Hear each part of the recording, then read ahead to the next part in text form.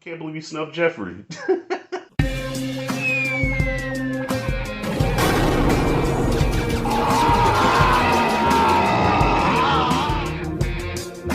Alright, y'all. Bel-Air Season 1, Episode 8. Yo, off rip, I'm gonna say this episode really didn't impress me. Besides a couple of ooh and ah moments and like a couple of oh shit moments, this episode really didn't do it for me. But I just got one thing to say off the top of the dome. Uncle Phil ain't shit. Okay? I'm gonna come out with it. I don't care if y'all don't agree with me. I ain't scared of you motherfuckers. Alright? Uncle Phil ain't shit. I got a series on my channel called You Ain't Shit, where I point out characters in certain movies that we're supposed to root for and how they're really the villains of this shit. Right now, that's how I feel about Uncle Phil. And I know what you're saying. Well, Rashad, how can you say that because he did help get Will out of jail? No!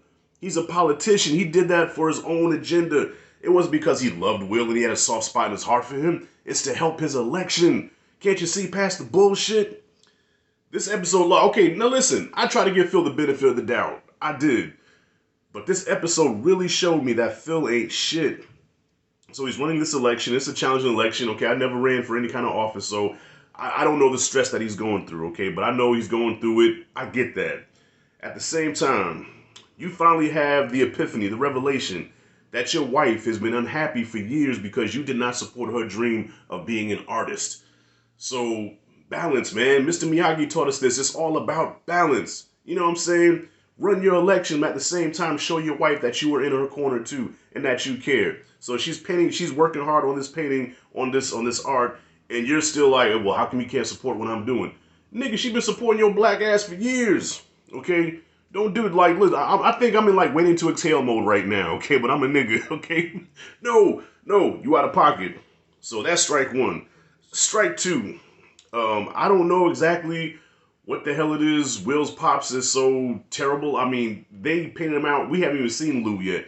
Now, I know what Lou was on the original show, played by Ben Vereen. He wasn't shit. But I don't know too much about him on this show, but from what I do know, without even seeing him, he's a slime ball. Okay, and why am I calling Aunt Vi? She ain't my aunt. But Vi told Will, pretty much that his pops was a scammer. He's kind of a slime ball, okay? But for some reason, Phil is really animate about Will not knowing him. What is so bad about this man that you don't want this boy to know who his daddy is? And what really, okay, fuck the strikes, what really put the nail in the coffin for me, when him and Jeffrey were having that sparring session, right? And Jeffrey's pretty much telling him, look, who are you to decide, about Will and his father? That's between him and his father. He has a right to know and let Will make that decision. You have no right to do that. You are not his father. And Phil snuffs him. I don't know about y'all, but I rewound that part a couple of times. I said, wait, did I see what I think I saw? Now, you know how I feel about Jeffrey. I feel Jeffrey is like fucking Uncle Mike from Breaking Bad. He's John Wick. I'm waiting for Jeffrey to have his moment where he clears a whole room out, Batman warehouse style. Uncle Phil snuffs him and says, you work for me. Like, I'm Rick James, bitch. You work for me, nigga. Ugh. He snuffs Jeffrey. He snuffs him. You work for me. You do what I say. And Jeffrey had a moment like, he's trying to hold himself together. I'm not that kind of brother. Right on, bro. Right on. Phil says, you do what I say. I pay you. So now Jeffrey's standing like, damn, I gotta do this shit. Now, I don't know exactly what Jeffrey did. All I know is that he was getting ready to slip his resignation letter, and I said, good. Let Phil do this shit by himself. Let him hire somebody else that'll do this dirty work because I don't do this type of shit. I like this about this episode where, motherfuckers ain't selling out. Okay, Jeffrey, like, I don't know if he did the job or not, but if he did, that was probably his last hurrah. Okay, I'm gonna do this one last thing, and I'm getting out of Dodge, okay? About to give his resignation letter until Will stops him and says, hey, can you find out about my pops? And the way Jeffrey was looking like, I already took care of him, but for you, Master William, I'm going to see about your pops, man. But most likely, Jeffrey took care of him because of Uncle Phil.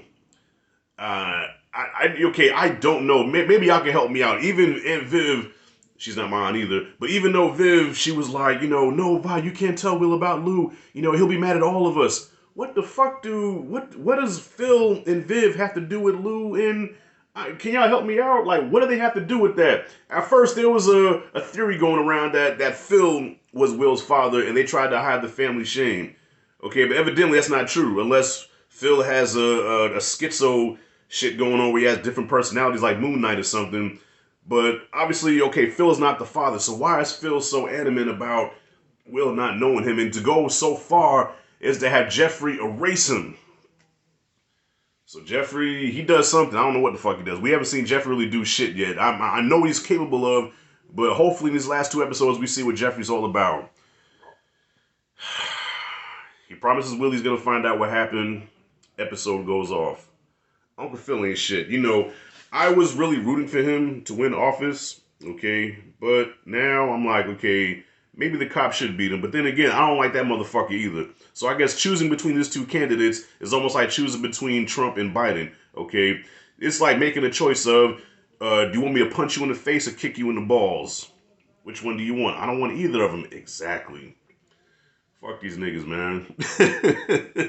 Other than that, the episode was, besides all that, and, you know, in a touching moment between Vi and Viv where, you know, they're sisters, they've been battling for years, but the thing about it is they just don't have that communication. They finally sat down and talked, hashed it out. You know, you understand where Vi coming from, you understand where Viv is coming from, all love. You know, and even Carlton and Will, you know, seeing their aunties, you know, seeing their moms go at it like that, okay, you know what? Let's put the shit behind us. We're family at the end of the day. I have to accept the fact that you're fucking my ex-girl and you're my cousin, even though that goes against the guy code. I don't give a damn what you say. If my cousin already slept with a chick, even if they broke up, she's off limits to me. Every man has to have a code. That's my code. I don't go behind my homies or my relatives. I just don't do that shit. But Carlton, he mans up. He has to accept it. So, okay, I'm not minding Carlton this episode. Carlton was cool this episode. Phil, this whole time, we all been fooled, y'all, because I mean, okay, universally, everybody across the board was like, Carlton ain't shit, I hate Carlton, I hate Carlton, I hate Carlton. It's Phil. We've been fooled this whole time. It's not Carlton, it's Phil. Philip Banks is the villain of this show. And I'm curious to see how, you know, who can take him down, who's powerful enough to take Phil down. Could it be Michael Ealy? Could it be Jeffrey? I think Jeffrey's gonna quit. We'll see. But yeah, I just had to say that Phil ain't shit. Alright? Even with Hillary. You know what I'm saying? Hillary, yo, bravo to Hillary. She's an inspiration to every content creator out there of what a content creator should be. Okay? Do not sell your soul. Do not try to be something that you're not for views and clicks. Be yourself. Okay? I'm almost at 3K subscribers, which I know to many ain't shit. But I started this shit from the ground up. You know, no knowledge of YouTube or nothing. I just put a camera in front of my face, drunk on tequila, made my first video. Fast forward 5 years later, I'm almost at 3K subscribers, okay? But I know some people do those numbers within months. This is not a race, it's a marathon. I am proud of what I was able to do here on YouTube. And I haven't even scratched the surface yet. Not even the tip of the iceberg yet. But I did it by being me. You know what I'm saying? And it took a while to really be me, because at first I used to fake and do reactions and shit. And I used to, you know, but no, be yourself. Hillary taught us that. Be yourself. You ain't got to, you know, go or do all this extra shit, you know, try to be controversial. Just be you. And you'll be something.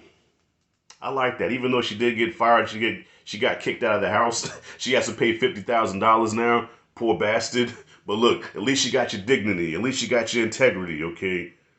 Shout out to Monique. I wish they had more for Ashley to do. I wonder what Tatiana Ali feels like about her character being reduced to just cameo appearances to rep the LGBT. You know what I'm saying? Like that. I mean, honestly, that's the only purpose of her character, is to rep the LGBTQA, whatever the hell. You know what I'm saying? That's all she's there for. There's nothing to Ashley's character. I wish they would give her more to do except sit there and every now and then say, so what's for dinner? Hey, are we having fish sticks? Oh man, that's awesome.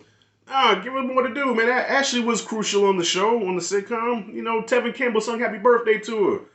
You know, give her something to do. Shit. That's it.